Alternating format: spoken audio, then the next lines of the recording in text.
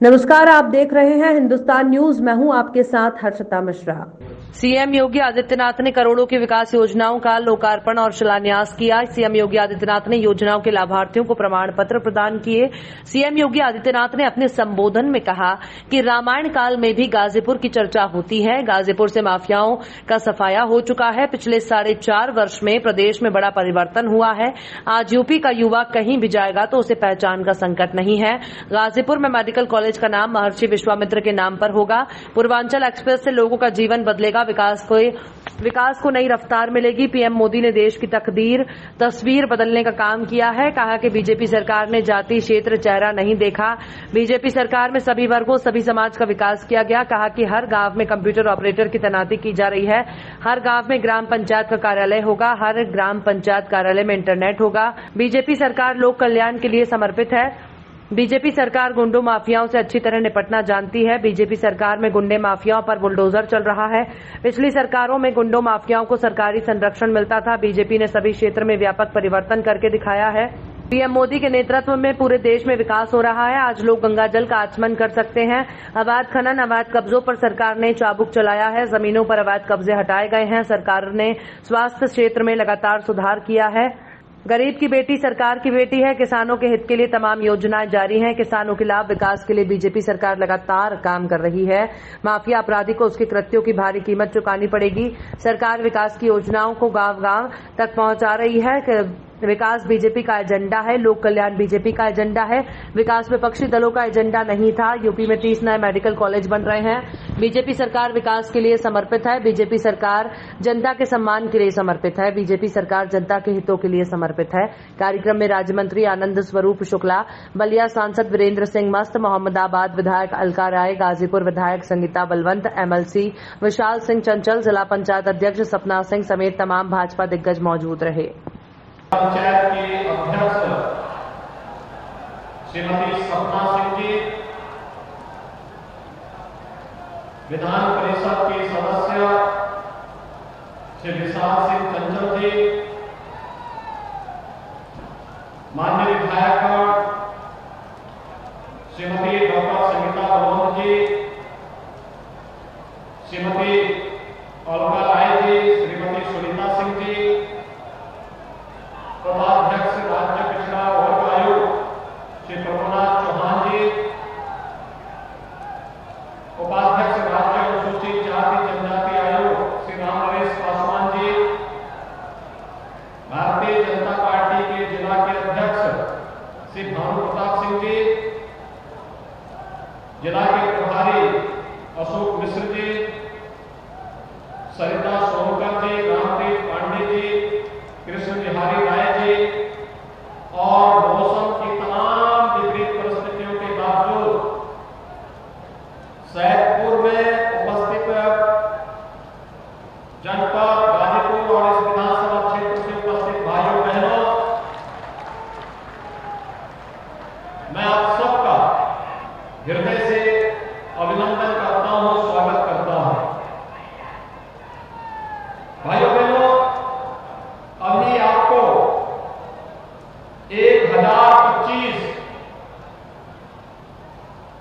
परियोजनाओं का, जिनकी लागत लगभग 195 करोड़ रुपया है, इनके लोकार्पण और शिलान्यास का कार्यक्रम प्रदेश अध्यक्ष की उपस्थिति में यहां के माननीय जनप्रतिनिधियों के साथ मिलकर के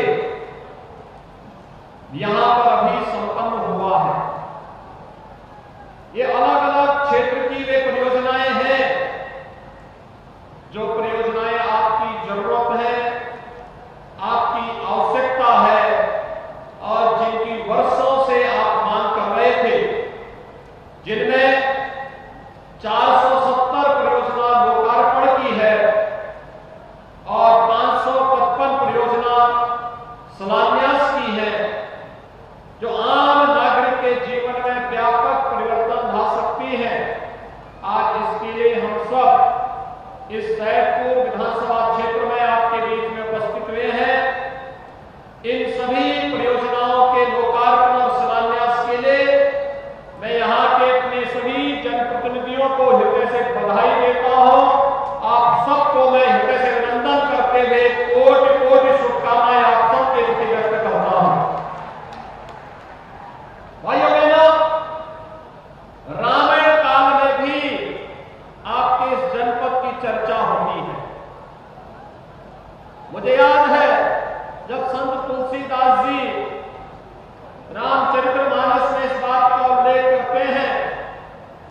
कि गादित में मन चिंता व्यापी, हर बिनु मरहिना निश्चर पापी। यानी भगवान का इंतजार है और भगवान के लिए उस समय इसी धरती के राजा महाराज गादी के पुत्र महर्षि विश्वामित्र जब अपना यज्ञ संपन्न नहीं कर रहे थे, तब अयोध्या में महाराज महर्षि विश्वामित्र जाकर के महाराज दशरथ से राम और लक्ष्मण को मांगते हैं कि मुझे लोक कल्याण के लिए अपने यज्ञ की रक्षा करनी है। यज्ञ की रक्षा करने के लिए आपके राजकुमार की मुझे आवश्यकता है। और भाइयों बहनों, राम और लक्ष्मण जब बक्सर की धरती पर जाकर के महर्षि विश्वामित्र की यज्ञ की रक्षा करते हैं, तो लोक कल्याण के लिए उस यज्ञ को संपन्न करने के लिए उस समय के राजा ने अपने राजकुमारों को प्रदान करके लोक कल्याण के इस कार्य को आगे बढ़ाया था।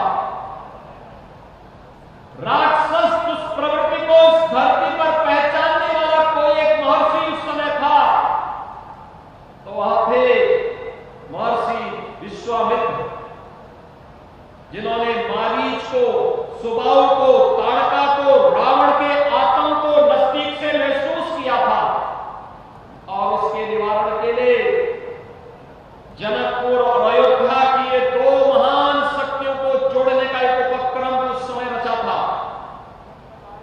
भाइयों बहनों, मैं इस बात को आपके सामने इसलिए कह रहा हूं, आपने देखा होगा गाजीपुर जनपद को